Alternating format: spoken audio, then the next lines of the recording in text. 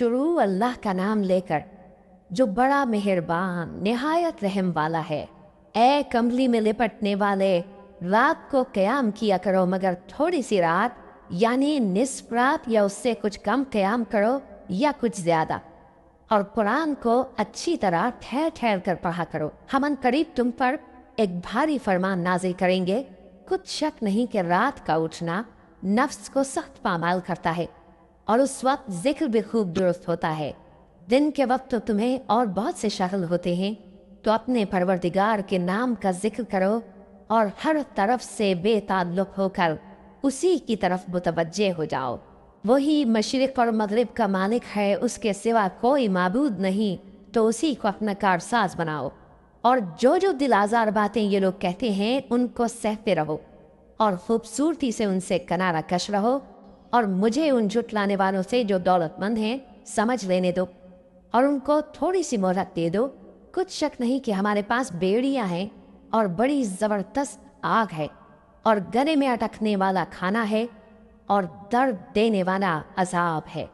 जिस दिन ज़मीन और पहाड़ कांपने लगें और पहाड़ ऐसे भुरभुरे हो जाएंगे जैसे रेत के टीले, ए अहले मक्का, जिस तरह हमने फ़िरौन के पास मूसा को पैगंबर बनाकर भेजा था, उसी तरह तुम्हारे पास भी मोहम्मद सल्लल्लाहु अलैहि वसल्लम एक रसूल भेजे हैं जो तुम्हारे मुकाबले में गवाह होंगे।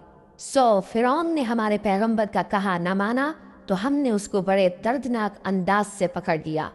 अगर तुम भी इन पैगंबर को न मानोगे तो उस दिन से किस तरह बचोगे जो बच्चों को बूढ़ा कर देगा, जिससे आसमान फट जाएगा। ये उसका वादा पूरा होकर रहेगा।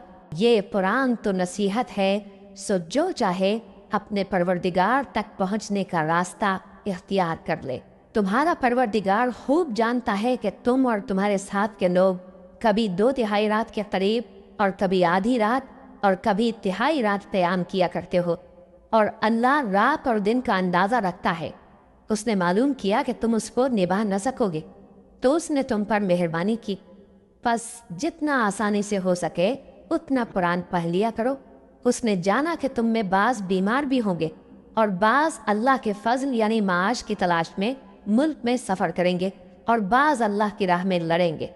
तो जितना आसानी से हो सके उतना कुरान पढ़ लिया करो और नमाज कायम करते रहो और ज़कात अदा करते रहो और अल्लाह को नेक नियति से कर्ज देते रहो, और जो अमल नेक तुम अपने लिए आगे भेजोगे उसको अल्लाह के यहाँ बेहतर और सिले में बहुत अजीम पाओगे।